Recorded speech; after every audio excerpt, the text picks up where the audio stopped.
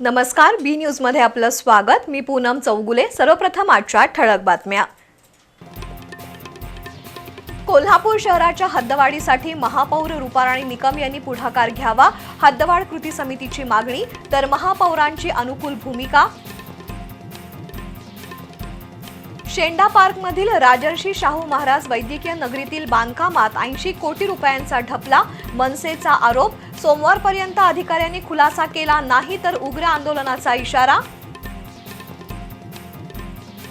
कोल्हापुरातील संभाजीनगर जवळच्या सासने कॉलनीत गुंडांचा घरावर सशस्त्र हल्ला, गुंडगिरी वाढत असल्याने नागरिकांमध्ये भीतीचं वातावरण। सांगलीच्या युवकाचा मित्रांनीच दगडाने ठेचून केला खून, इचलकरंजीतील घटनेनंतर संशयित 2 हल्लेखोर ताब्यात। आणि लाखो विद्यार्थ्यांचं आणि शिवप्रेमींचं प्रेरणास्थान असलेल्या शिवाजी विद्यापीठाच्या प्रांगणातील शिवछत्रपतींच्या अश्वारूढ पुतळ्याचं सौंदर्य आणि इतिहास बी न्यूजच्या कॅमेऱ्यातून।